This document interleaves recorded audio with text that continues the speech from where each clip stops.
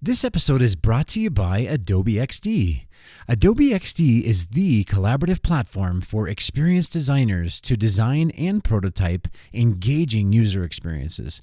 Stay tuned to hear how XD helped me make a product I'd been trying to get greenlit for nearly 4 years possible. Yes, 4 years. You're thinking way too much on the side about what I should start with this line, where it should be, who am I, rather than just go do something, do anything. If I ever feel myself when I've done scenes that, God, I don't know what to do, I will just go out and I will mirror whatever the other person is doing. So if it looks like they're stacking boxes, I start stacking boxes. Getting that momentum going and just getting out there gets you past that block that keeps you on the side. Welcome to the User Defenders Podcast, where we interview UX superheroes who fight for the users in order to inspire and equip you to do the same. And now, here's your host, Jason Ogle. Greetings, User Defenders. There's only 2 more official episodes left this season. There may be one surprise episode afterwards. Improv and UX? Yes, and with Mike Gorgone. I got to talk to Mike today all about improv and UX and what that means, because honestly, I really never thought I'd see those 2 words together. But Mike really does a great job of helping us understand how improv skills really are complementary to a UX team setting for both collaboration and creativity and culture. It was really fun, really enlightening. And I also want to mention that for the very first time, I have a co-host with me on today's episode, and it's none other than my friend and fellow podcaster of the Sensational Thunder Nerds podcast, Frederick Von Weiss. So one thing I did learn today is that I kind of suck at improv right now. I have a growth mindset, so I know I can get better at it if I really, truly try. So yes, and go ahead and sit back, relax, unless you're doing something active while actively listening. See what I did there? And enjoy this entirely unscripted episode all about improv and UX. Well, greetings, User Defenders, and welcome. This is a very special episode today, and this is all about improv and UX. 2 words I never thought I would see together, but I'm super excited that we have Mike Gorgone. Is that correct, Mike? With us to talk all about it. And guess what? For the very first time ever, I have a co-host with me helping me ask some really smart and curious questions to Mike today. And that is the one and only Frederick Philip Von Weiss of Thunder Nerds podcast. Hi, Frederick. Hey, Jason. Thanks so much for having me. I'm super excited to be here. This is a great opportunity. I'm really happy to join you and talk to Mike. Well, thank you so much, man. Good to have you here. And Mike, welcome to User Defenders. We are super excited to have you on the show today, my friend. Thank you so much for having me and the invite. I am excited to spread the improv gospel to everyone in the UX community. I've been doing that now for about a year and a half. Did some workshops at UX Week and Midwest UX, and down here locally with IXDA Atlanta and Ladies That UX Atlanta. So there's been a small but growing community of people in the UX world that I've been able to talk about improv to and take them through a lot of improv exercises. So I'm curious, what got you into improv? You touched on it, you started on it, but what was it about improv that drew you in? When I first started, or what drew me to go take the classes? I guess let's go back to just what drew you into the classes. Like before UX, before kind of figuring out this marriage, which I want to learn more about too, your aha moment there, but kind of what drew you into improv, and then what was the aha moment where you realized that bringing improv into a UX design process was beneficial? Okay. Well, living in Chicago, I'd been to Second City shows, and, they're all, almost always hilarious and a lot of fun to go to. And, that was kind of it until my friend said, I think we had been to a show, and he said, they have classes. And I was like, they have classes to learn how to do this? Wow, that sounds really kind of interesting. And I grew up on the original Saturday Night Live in the 80s and all that stuff. So I love that. Best seasons ever. 80s. Dana Carvey, Phil Hartman, yeah. Oh yeah, Phil Hartman was king. he was one of the guys, I think they called him, his nickname was Glue, because like no matter what they put him in, he would glue together the skit and make it work. And then Will Ferrell apparently took over that position. But once I went to the website, they listed all those people. I was like, oh, all these people have been through Second City. Oh my gosh, that's crazy. I got to find out more about this. So signed up and took classes, and was hooked pretty much from the beginning. We had classes Monday night. We had a great group of people, like 8 to 10 people to start off with. And it let me, say to everybody, which was my kind of like running joke, is how many people get to look forward to Monday. Because every Monday night we got together for 3 hours down at Second City and got to, take our classes. And so as it progressed, once I got to my third level, one of our teachers, Bob Cullen, who is actually also a business improv guy, he does stuff with Duke's Fuqua School. He was looking for volunteers for the Gildas Club benefit. It was going to be like a 24-hour improv-a-thon where all the best improvisers in the city were going to come and raise money for her charity. And so I volunteered to go do it, and I volunteered for all 24 hours of it. And I saw a group that Bob was in called Baby Wants Candy, and they do a one-act improvised musical. So as they like to say, everything's improvised, the singing, and then they'll put in air quotes, the dancing / choreography, and music is all improvised. So they've got a piano player that's on the side, and he kind of gets a read on the scene, and he'll start, an intro to a song and start playing music, and they will make up the lyrics on the spot. Well, they had all their A players there that night, and I was just like, my jaw was on the ground. I was totally blown away about how they did this. And I asked Bob about it afterwards, and he's like, oh yeah, well, we perform at Improv Olympic, and that's kind of what took me from Second City to Improv Olympic. So they had Wednesday night free nights at that point. So on Wednesdays I started going there, and then once I finished at Second City, I transferred over to IO, and just learning, seeing all this collaboration, how this people who have different backgrounds, which is a lot of why I like UX. The people in UX remind me a lot of the improv people, where you have developers, you have visual designers, you have also, people from backgrounds in psychology, all these different people with all these different points of views and different backgrounds coming together to create something out of nothing. And I feel like that's a nice connection to user experience. And not only are they creating something, that something is only going to exist for the 20, 30, 40 minutes of that show, and then it will be gone forever. And so once you see a couple of good shows, you're like, get really hooked of like, wow, that's the only time I'm ever going to see that. I don't want to miss it because something really amazing may happen the next night. So that was probably the biggest moment that pulled me into the improv scene. I'm curious, what was the aha moment for you, Mike, when you kind of took these two seemingly disparate areas, at least on the surface, and you're like, hey, what if I applied improvisation to the design process? Like, what was the aha moment? Can you take us back and tell us kind of what happened there? Sure. That was starting to go to conferences. I saw people speak. Probably one of the biggest ones was, you just had her on the podcast, which is what led me to, reaching out to you, was Denise Jacobs. I saw her at Giant Conference back in Charleston when she was there, and she brought up, was talking about creativity. I was like, oh, this sounds like a really interesting talk. And she mentioned in there talking about taking improv classes, and how there's this really cool thing called yes and it's this awesome thing where you like learn how to accept what people are giving to you and build on it. So hearing her talk about improv, and then I saw other people in their talks mentioning empathy, and how can we be more creative, and how can we collaborate together to be more creative? And I'm like, well, that's improv. Well, that's an improv skill. Listening without judging, that's an improv skill. Learning how to not judge your own ideas, that's improv. So the more conferences I went to, and the more I heard people mentioning all these terms, I was like, this is like totally a natural fit but between the two of them. And then after that, I reached back out to my good friend Jim Carwish. You probably saw his name on the site.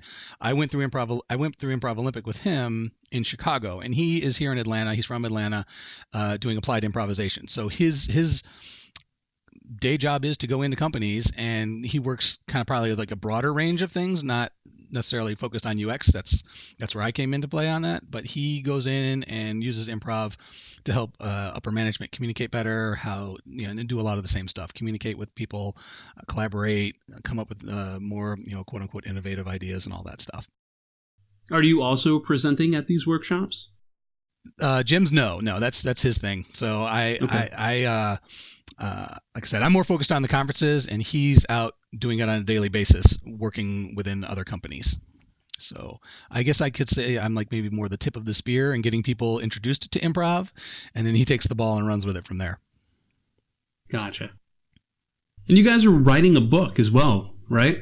Correct. On this topic? We've been collaborating on that idea for a little bit, and we finally got the ball rolling. We're probably about a third of the way through it, kind of getting the general outline and just starting to like throw out a lot of ideas. We'd like the book to it's not going to be a super in-depth look at UX at the detail level and all of that.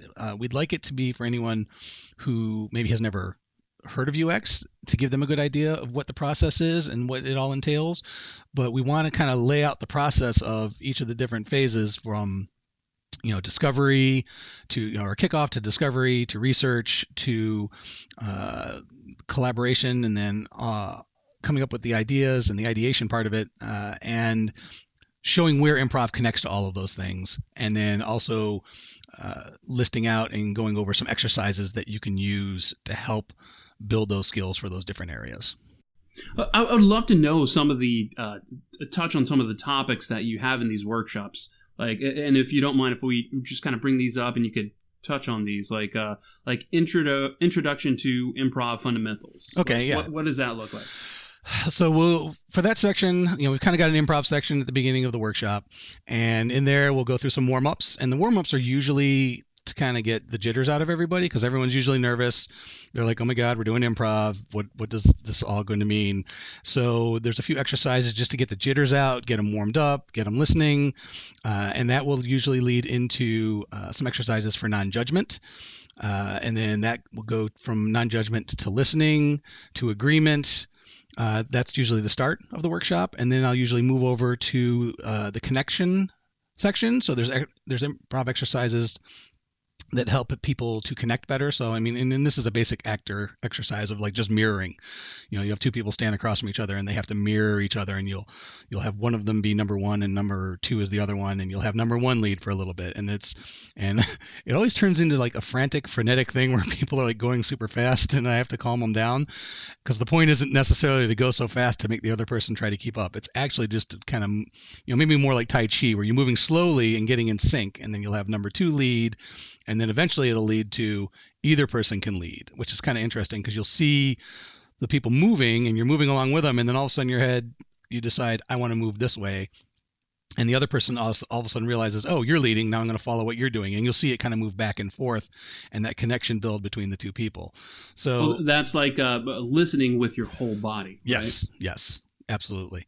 So from connection, it'll go to empathy, and from empathy building, we get trust, because you can't really trust someone until you feel that they get you, and that's kind of part of what the empathy is. You're walking in their shoes and you really kind of understand them. And then from the connection section, we move on to a collect portion, which focuses on awareness exercises and then also patterns and themes, because a lot of what improv does is it looks for interesting patterns or themes. An improv show will open and talk about different ideas and themes. So the most simple opening could possibly be just word association. So you could get a suggestion from the audience and the group just starts throwing out random words, and it's word association. But from there, you'll see patterns and themes kind of emerge, and people will start using words that are more focused on those themes and patterns, and from there they'll base the show kind of on what those themes are, and it may not have anything to do with what the suggestion was. So that's kind of what I teach for that section, and that's kind of geared towards when you're listening to users. And say you interviewed 6 users during the day, and listening to what they're all saying, and you're eventually going to focus in on like, wow, everyone's talking about, this one part of the site that's giving them a problem. It may not be quite that obvious, but focusing on that kind of stuff. And then from there, it goes into the converge phase of the workshop, and that talks about creativity and ideation. So we'll do exercises that are based on that, and then we'll usually wind it up after everything is meant to build on the previous exercises, to do an exercise that's actually one of my favorites, and it's also seems to always really go well for students, just because it's kind of fun, and I can always kind of guess, or I should say age myself, or like get an idea of how old my workshop people are, because I have to start how more recent I have to go when I'm talking about this exercise, because the easiest one for us to probably think of is like when Harry Met Sally, when the couples are sitting on the couch telling the story of how they met. I thought you were going to mention the restaurant scene. This is a family show. Yeah. Easy.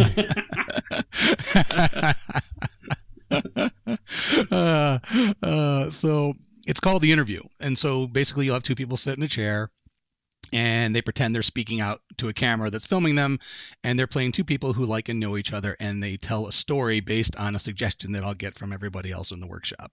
And so I have yet to have it really, where people got stalled. They almost always seem to have fun with it, and I tell them it's kind of like it's like tennis. You're hitting it back and forth. Someone gives a line, the next person gives a line. Well, then you build on that line, and together you tell this short little story for 1 minute. And that is kind of like the culmination of everything we've talked about previously in the workshop, building up to that moment. And that one I make completely voluntary, because that one is a little bit scary, because you're getting up in two chairs in front of everybody else in the workshop.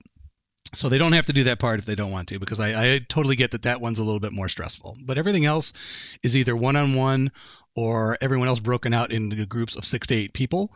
And part of it is that everybody's doing everything. So, and then in those parts of the workshops, no one's kind of like having to get out in front of everybody and do something and worrying about being funny. And usually within 2 to 3 minutes, everyone's laughing and having a good time. And I think, as I mentioned to Frederick earlier, fun kills fear, which is a good quote from an improv friend of mine. Love that.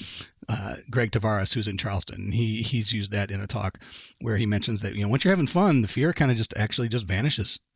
That's very insightful. I love how the whole gist of the core of improv, like it's all about listening, acceptance, non-judgment, empathy, trust, connection, how all of that fits into what we do as user experience designers. And when you go into, say, a company meeting and you have egos that are combative and don't provide that acceptance and building upon, you might not get to a good answer or a valuable answer. Sometimes the best way to build value is, on top of a pile of bad ideas, at the very tippy top, you'll get a really good idea. Mm-hmm. And the only way to do that is to have acceptance and non-judgment.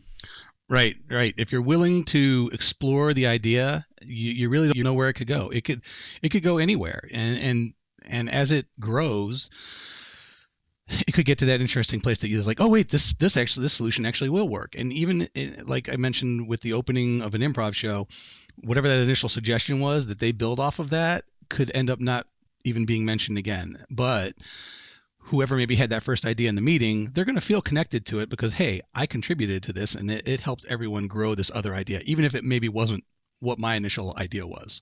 Yeah, I'm curious, Mike, where does improv fit into the design process? Like, what have you noticed so far? To me, it seems like, and this is me again, just learning as I go. This is all very new to me. But it would seem to me that improv is maybe like incorporating that these exercises is maybe something that happens early in the design process.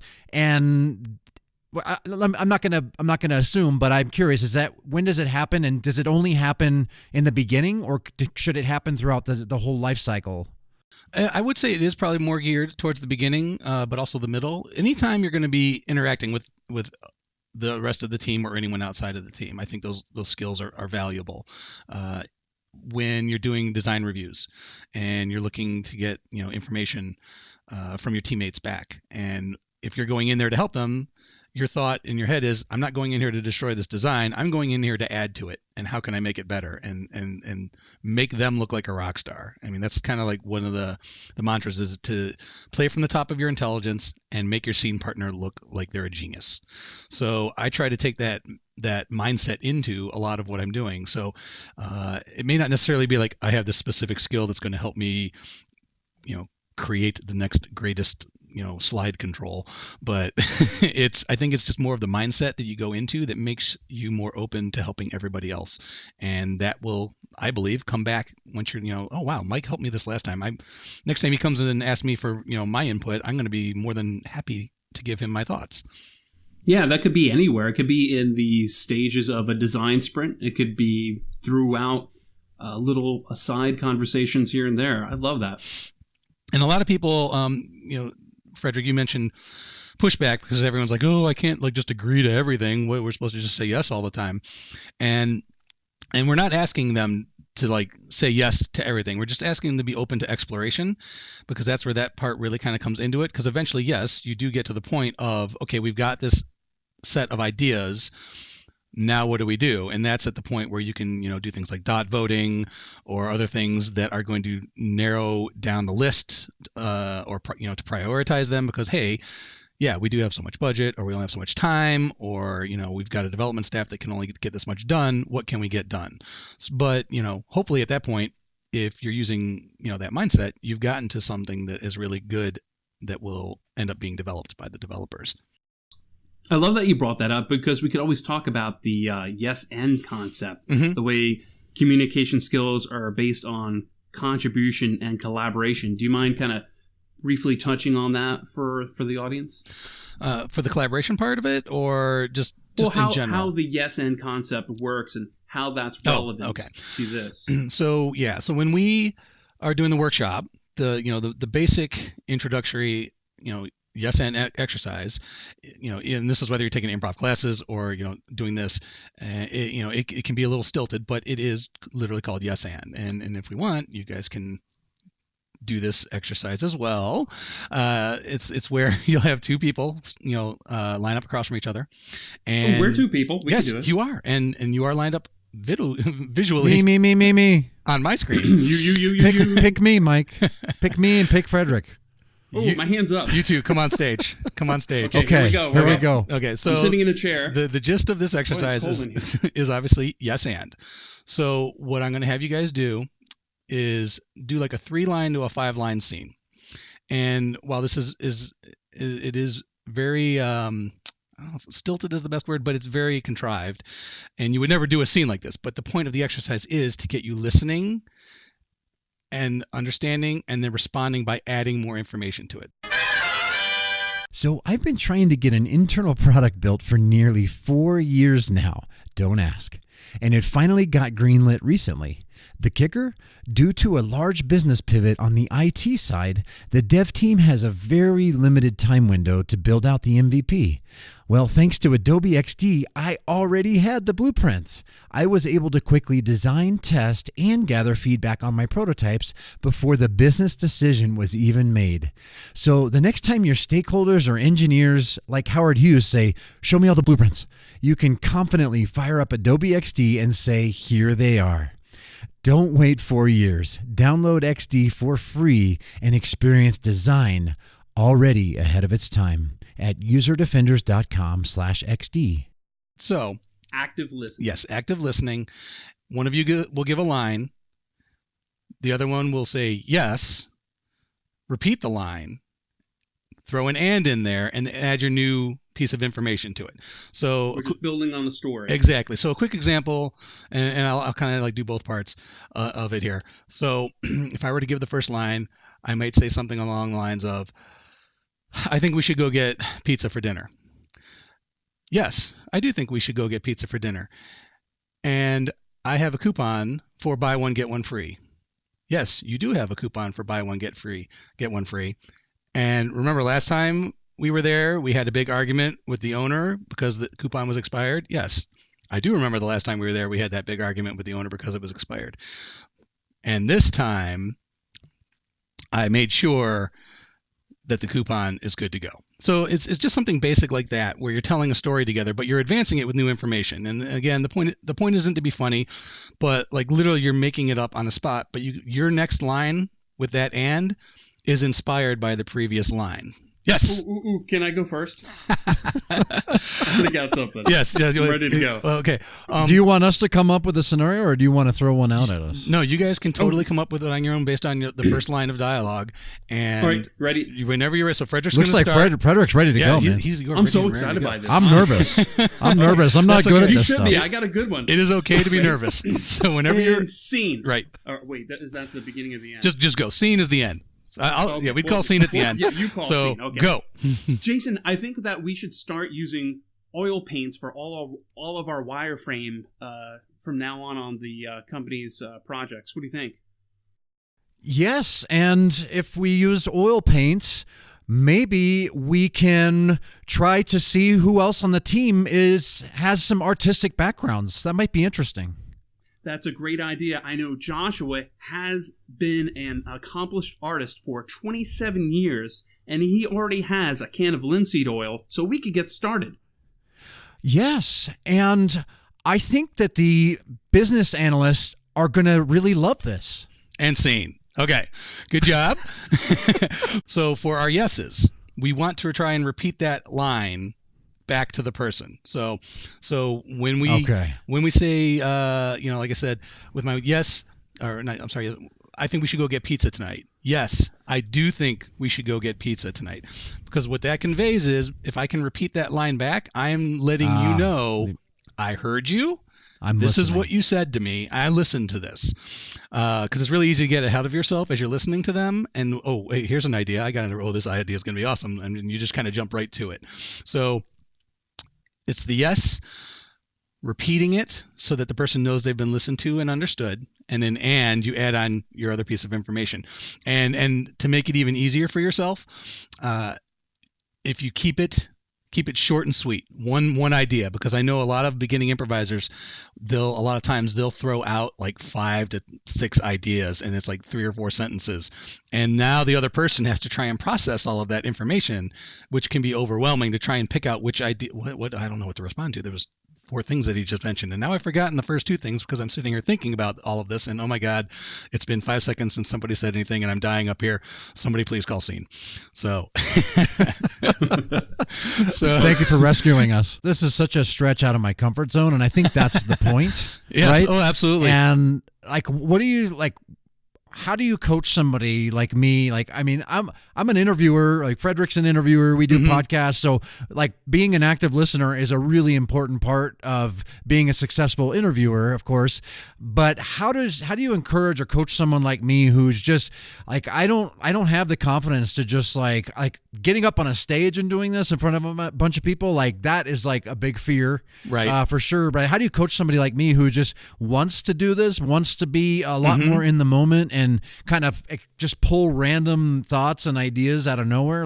How do you coach somebody like me who's challenged with this? Yeah, that a lot of that goes towards the non-judgment, and because it's not even just judging other people's ideas. That usually stems from the person's fear of judging their own ideas and whether or not it's going to be a good idea, or in the case if it's on stage, whether it's going to be funny and interesting, and like I said, like a huge character. That is almost always fear-based, of worrying about coming up with that perfect thing, which is why I don't believe in the lone designer. I don't worry about coming up with the perfect thing, because I'm going to take it to my teammates and they're going to help me make it better. So it's letting go of that ego and worrying about stuff that, we are our own worst enemies as far as improv goes. And so an exercise I have everybody do in the workshop when they're in the group circle, and I always freely admit to them that this exercise scares the hell out of me. It makes me uncomfortable every time we do it, because I cannot sing to save my life. I have no singing ability whatsoever. But the exercise is called musical hotspot, and they're in the circle, and one person has to jump into the middle of the circle and start singing any song randomly. Now, this is to build trust in your fellow circle people. I see. Just for the audio listeners, if you don't mind me interjecting, Jason is raising his hand violently because he wants to sing. I've been known to sing. Couldn't we have started with that exercise, and I could have let my ego out a little more? Now, this is good. This is good ego killing. And your ego is not your amigo, is what I always say. So nobody should actually probably get out more than probably 2 to 3 words of whatever song they're trying to sing, because someone will come out, tap them on the shoulder, and take over the hot spot. So at best, you're singing maybe 1, 2, or 3 words out of whatever song you're singing. And you learn that, hey, everyone's here to support and trust me, so it's not really a big deal. And you jump into the circle, sing your 2 or 3 seconds. If that, someone taps you out. And that is a good way, because everyone, and trust me, like I said, it makes me so uncomfortable, that exercise. It's ridiculous. But I convince myself whenever I have to do it that I know I'm not going to be out there that long, and someone will come to my rescue, if you will. Someone's going to support me by tapping me on the shoulder. So there's a lot of stuff in improv that goes towards trying to make everyone more comfortable and not worry so much about having to come up with the perfect line or, the perfect ending to a scene and all of that stuff. It's just going to evolve how it evolves, and that's the way it was supposed to go. Can we try that exercise to Nickelback's Photograph?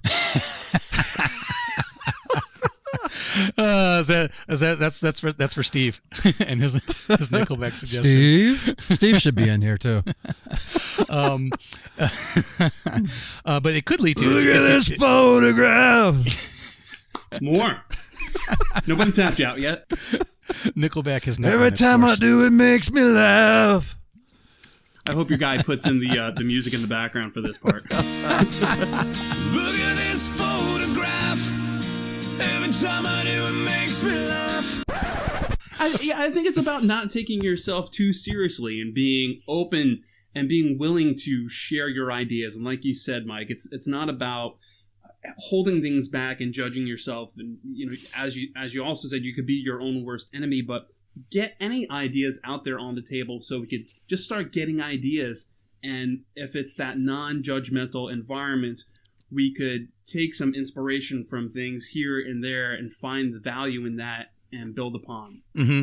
Yeah, in improv land, that's called, you're in your head. You're thinking way too much on the side about what I should start with this line, where it should be, who am I, rather than just, there's like, just go do something, do anything. And if I ever feel myself when I've done scenes that, I like, God, I don't know what to do, I will just go out and I will mirror whatever the other person is doing. So if it looks like they're stacking boxes, I start stacking boxes. If it looks like they're cooking something, I start going over and look like I'm, cutting vegetables or something. I join what they're doing because they're doing something, and is, getting that momentum going and just getting out there get you past that block that keeps you on the side. Yeah. I love this. And this is so like innovative and new, like these ideas, and really not talked about that much. That's why I'm glad we're doing this and talking about this. I think a lot of the defenders listening their horizons are being expanded, and I think they're going to want to try to bring some of these exercises in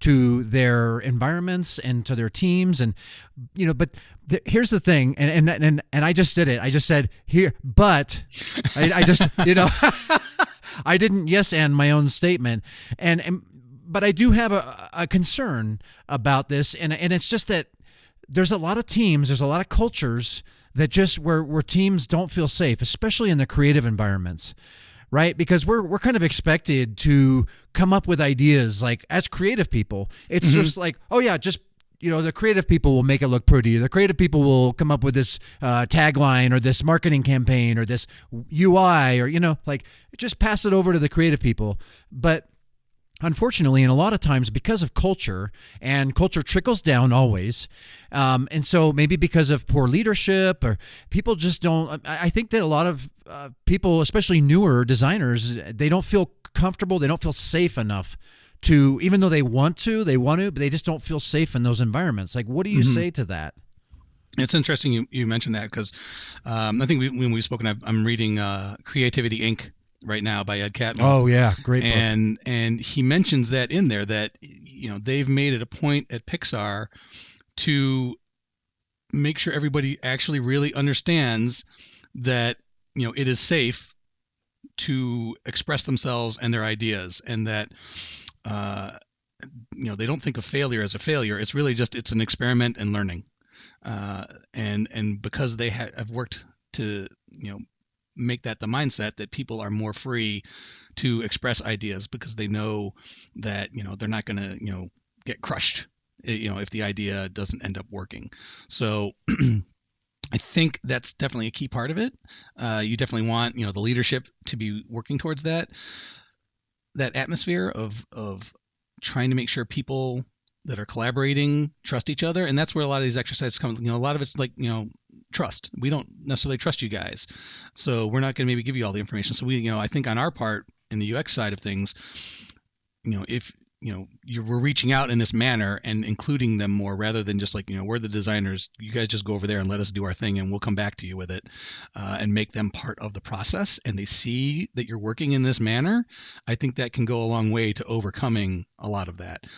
Make sure the BAs are there and that you're sincerely asking them for their opinion.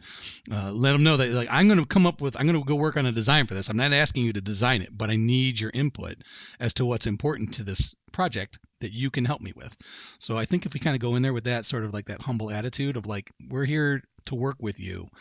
How can we do that? How can we make your life easier with our solutions and our work? I think that can go a long way to establishing that trust and that connection with them so that they're more willing to work with us. Yeah, I like that a lot. I've said it before. If you have to say, because I'm the designer, you've just proven that you're not. Right? Yeah. I think that and honestly, like, and I'll raise my hand, like and a lot of it had to do with lack of confidence as a newer designer, kind of feeling like I've got to be right about everything. And it's really that lack of self-confidence and in passing the buck and everything. So like, it's always like, well, I'm the professional. I'm the, you don't tell a pool cleaner how to clean a pool. You don't tell a designer how to design it, and that's just, it comes from insecurity. It comes from ego and all the things that antithetical to improvisation. And so I think that's what I really love about this conversation. I think it's drawing all of this out. And I hope even if one team is changed from hearing this, even if one team can let their guard down and be more vulnerable, more humble. And I love also in UX, just the whole movement of diversity, bringing more ideas in, ethnicity, bring age. Like, I think IDEO is really known for hiring senior citizens to be a part of their design team. What a great idea to bring somebody in that, could be very well be using your product and hear from them, like kind of an edge case, so to speak, right? Right. And a lot of that. Yeah, not all your users are 24. Yeah. Right, exactly. Yeah.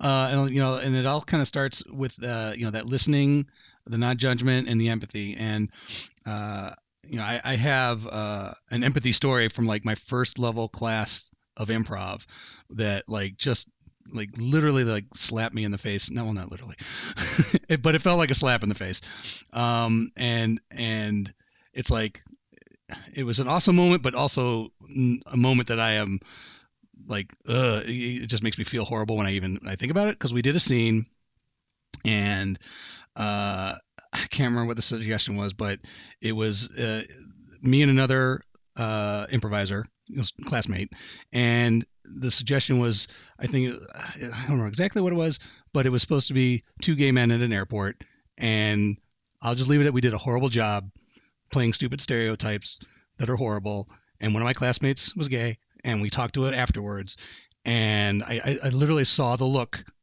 on his face, and it made me feel like complete and utter crap, and I apologized to him profusely, because I was like, you know what?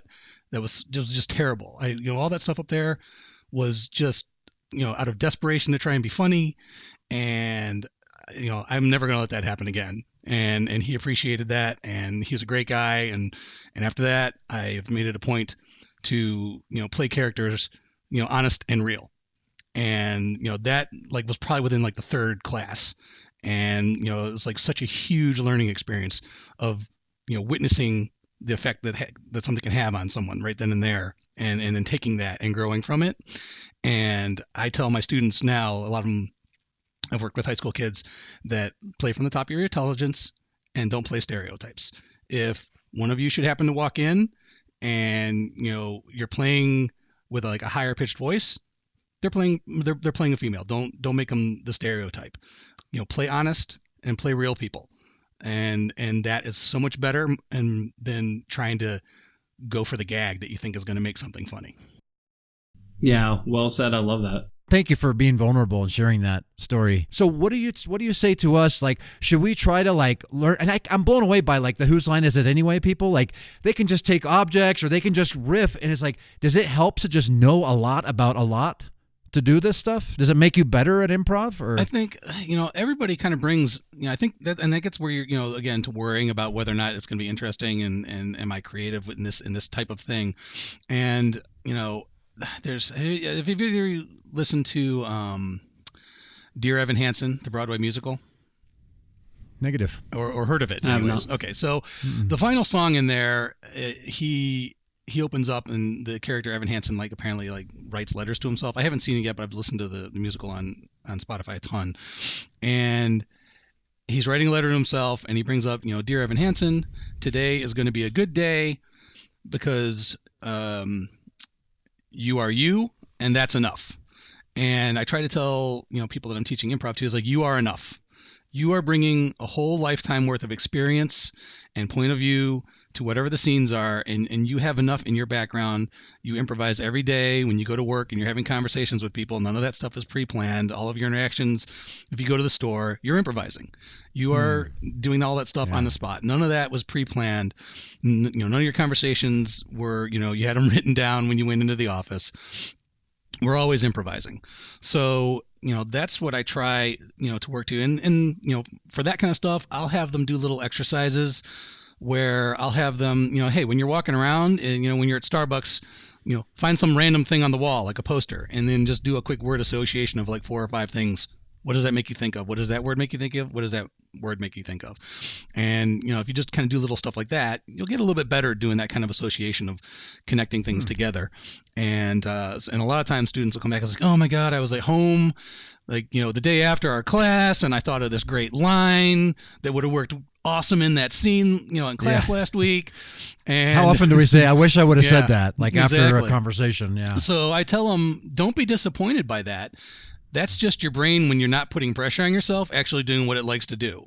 So, if you keep doing this and, keep having faith that as long as you keep working at it and you get used to just being okay with not knowing, that time will switch from the next day to driving home from the class, to right after class, to a couple scenes later when you're sitting on the side, to eventually probably happening in the scene. So I like to use that as a confidence booster. You were capable of it. You were just kind of sitting there letting your mind wander, and it came up with a really cool, interesting idea that you could have used 2 days ago. But if you just let go and try to not let your fears take over, that time frame will shorten.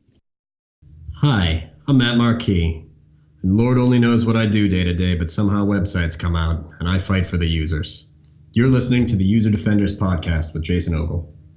Yeah, practice is everything.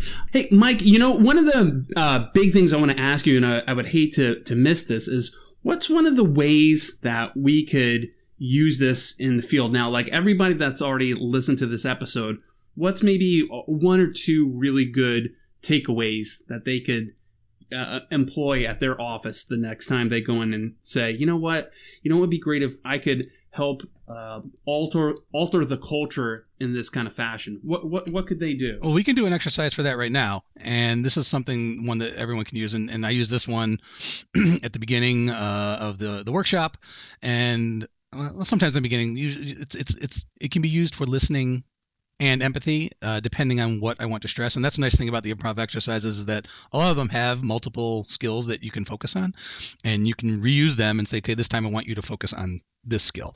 But this one's a good listening and empathy, and it's called Empty Your Pockets.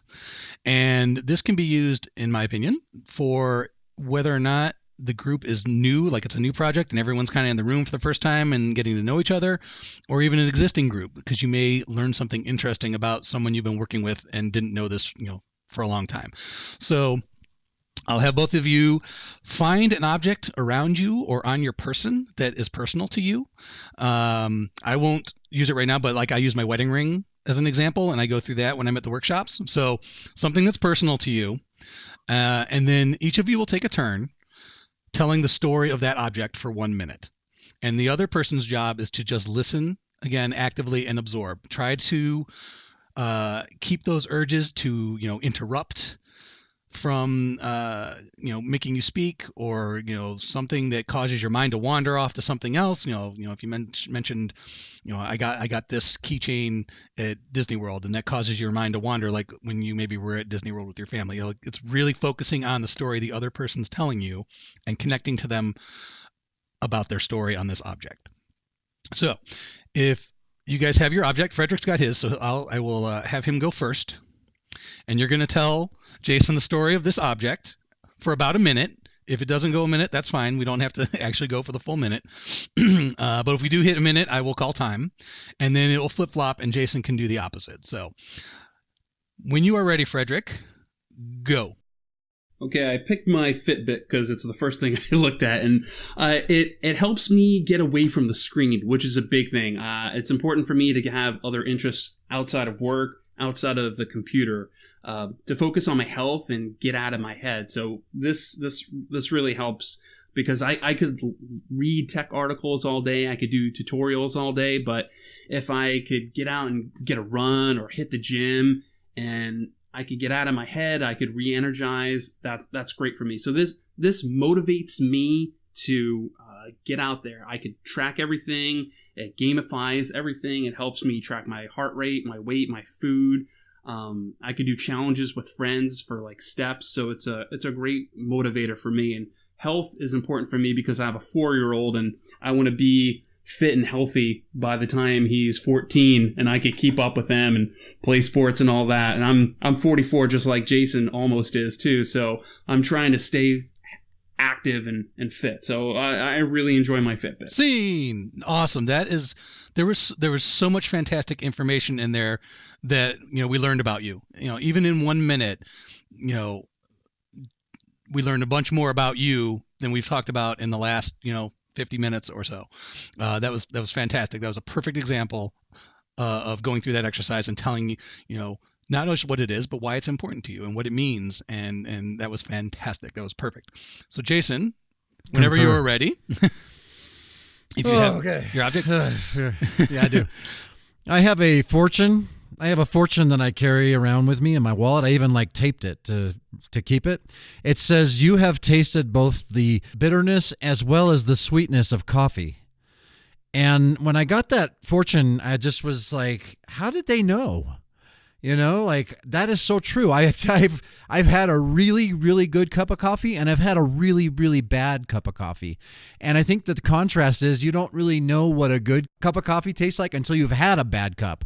And so, and vice versa, I suppose. So what a lot of people don't realize is that coffee is a perishable product. I don't care how much, and I love Pete's Coffee. As you know, I have a story another day I'll tell that story. But Starbucks and Pete's Coffee, you can't put coffee in a bag and grind it and put it on a shelf for 6 months and expect it to be sweet. You can't. It's just not realistic. It's not real. And so, that's one of the realities, is that coffee is perishable. And I know that because I roast coffee at home, and if I leave it in my container too long, I could start to taste the bitterness of it. So that's what's helped me appreciate coffee. Is supposed to be sweet. It actually is supposed to have a subtle sweetness, and a lot of people don't realize that because they haven't had a really good cup of coffee yet. And so one of my goals in life is, thank you. That's good. No, that's awesome. We learned we learned more about you and your love of coffee. And I didn't know that. I actually did not know that coffee was supposed to be slightly sweet, because it always tastes bitter to me. Thank you. So it's true. Yeah, and that's what we love about this exercise. You get to tell a story, and that's so cool that you carry the fortune around with you, in your wallet.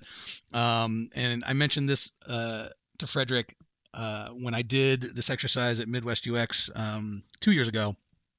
I did my wedding ring like I always do with, we had an odd number. So one woman and I teamed up on this, and this is, I think, a good example of how this exercise can connect you to someone, because 2 years later, I still remember this story. And this is such a cool story. So since I did my ring, she did her ring, and she talked about it and how she bought it. And, she was really happy when she bought it. And I think it had some little things on it. And she said she remembers one day where she waved her hand or knocked something around and knocked out one of the pieces. And she was so bummed about it. And she's like, oh, now I gotta should I keep this? Should I get rid of it? And she decided that, I've gone through life and I've had things happen to me that, have dinged me, and, but they're what make me me.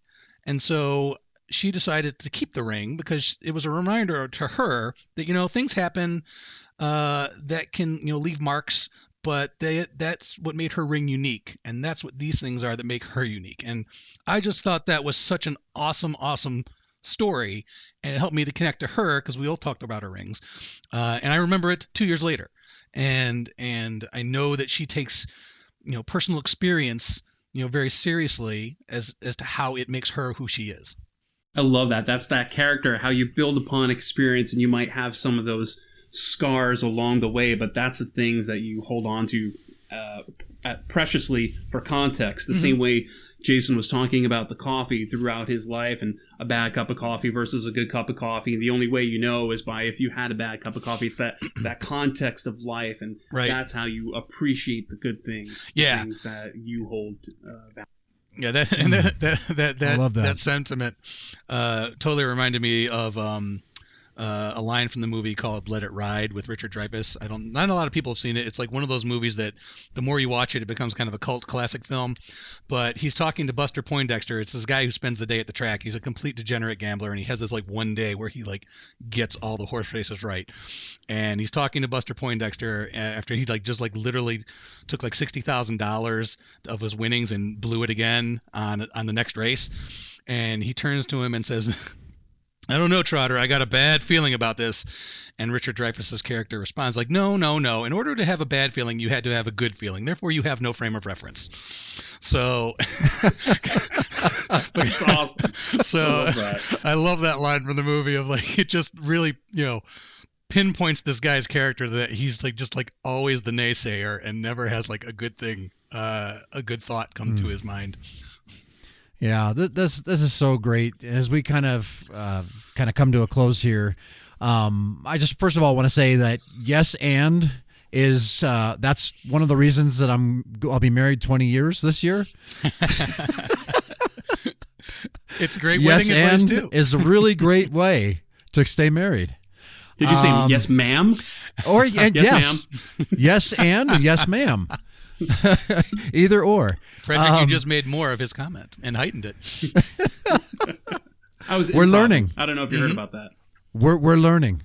So I guess as we close, I would just like to ask you, Mike, if you could just leave our defenders listening just with some final thoughts here, encouragements. What should we do with this information? Anything that comes to mind that you have.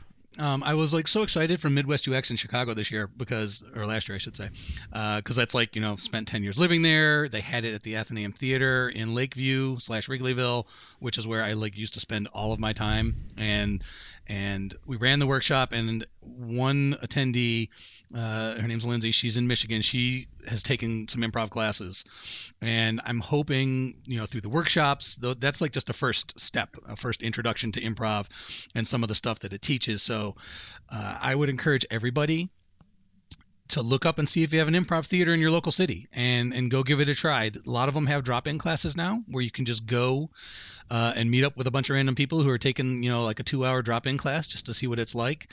I was like, it warmed my heart when she got back to me and said she did her level 1 little recap show, and it was so much fun.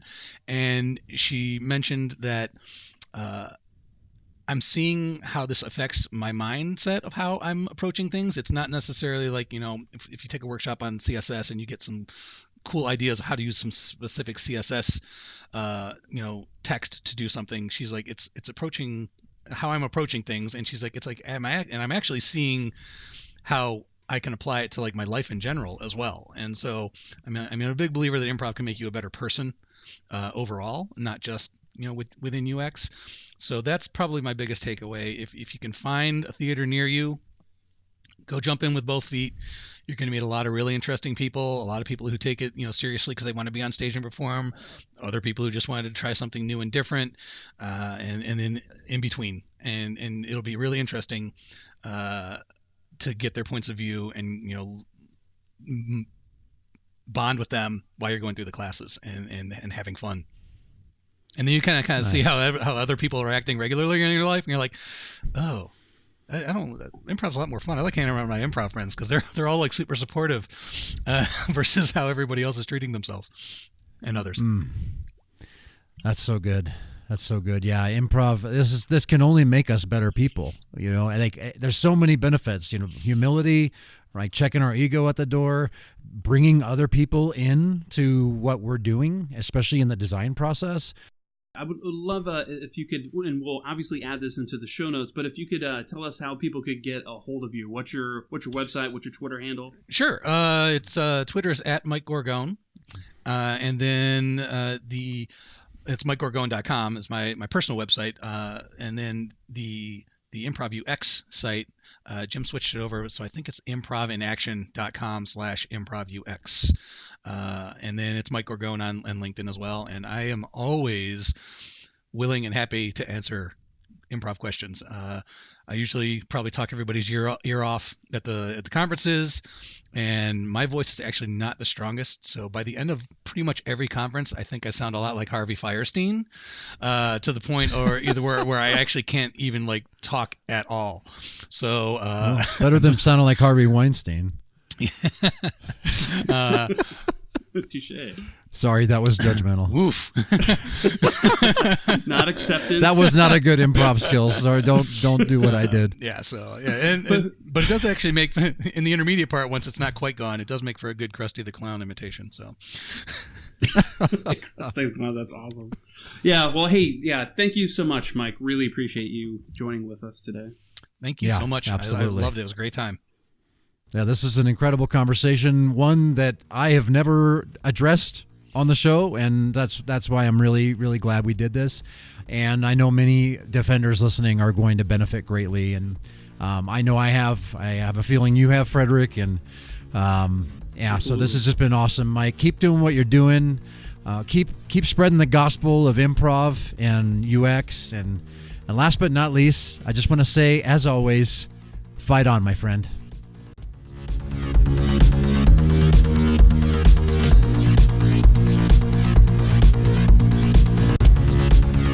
My neural pathways really started connecting after I realized how conducive to team collaboration and creativity improv skills are in a team environment. Fun kills fear. I loved that takeaway from Mike. And I think that, again, safe environments are critical. When we feel safe to contribute and we don't feel judged, we're going to do our best work. That is a fact. So I really, really like that takeaway. The reality is we're all improvising every day. We never really know what we're going to say in a meeting or a phone call. Do you still make phone calls? Acceptance, non-judgment, active listening, empathy. Do those sound like critical UX skills? Yes, and soft skills are complementary to not only to our jobs, of course, but to being a good human. I always say that being a great designer begins and ends with being a great human. Soft skills are hard, but they are worth it. And you know what? They give us a competitive edge over the rise of the bots that we are seeing. We'll always have that advantage over robots. I hope that this inspired you. Perhaps you might even go a step further like Mike did and find local improv classes to really level up in those areas. I've known other designers who have done that, who have taken improv classes and just loved what it's done for their design careers. So it's really interesting. I hope you've been inspired by this. This has been very different. I've never addressed this on an episode before, but I'm really glad I did today. Frederick impressed me. He's kind of a natural at this, and either that or he rehearsed for months in advance after we figured out we're going to do this together, and he did that maybe to outshine me. Yes, and I'm not bitter. Not at all. Tweet your takeaways. I'm at User Defenders, Mike is at Mike Gorgone, and Frederick is at Frederick Weiss. And real quick, I want to do a thank you, a personal thank you. This is one of the reward tiers for the Patreon supporters. And so far there's 11 to date. There's 11 supporters, and I hope I haven't plateaued there.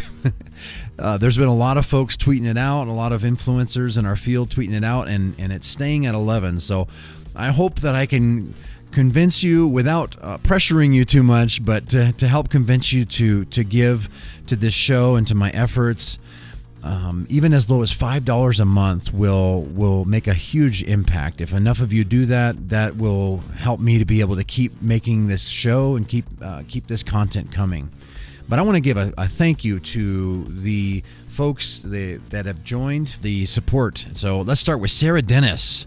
Thank you, Sarah, so much for your thoughtful support of this show.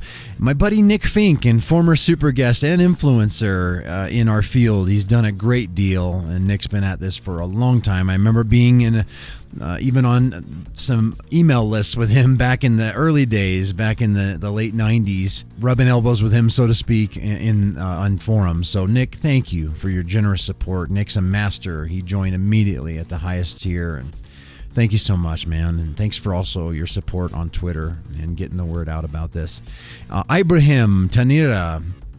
Ibrahim is an amazing fella. I just had a one-on-one with him yesterday. He's joined at the master level as well, which includes a one-on-one with me every month, 20 minutes.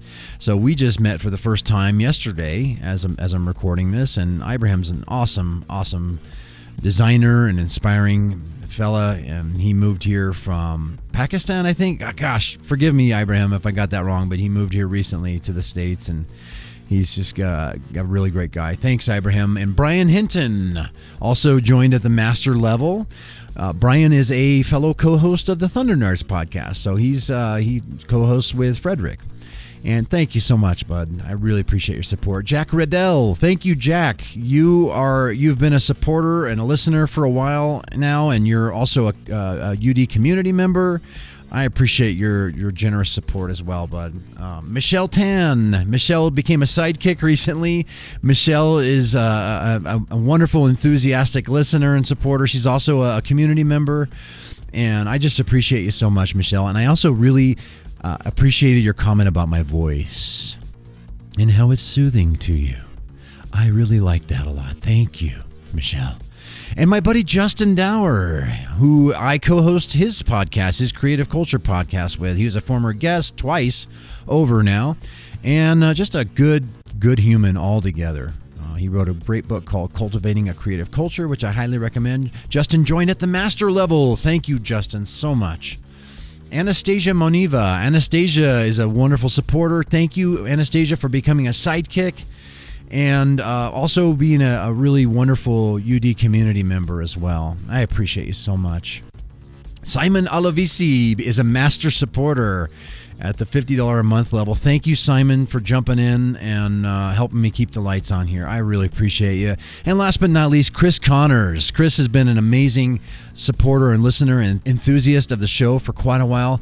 And Chris, I just appreciate you so much, man. I appreciate all of your, your social sharing and, getting the word out about the show and just all your wonderfully kind comments to me in general. So again, Defenders, I love to mention you on the show. I'd love to thank you for your support. And that's all the ones we have for now, but I'd love to thank you on the next episode, which is coming in 2 weeks, all about empathy as a design superpower. I'm going to be recording my second monologue episode. But yeah, check out the Patreon page, become a supporter, help me keep doing this, because I really, truly can't do it without you. I've come to the conclusion.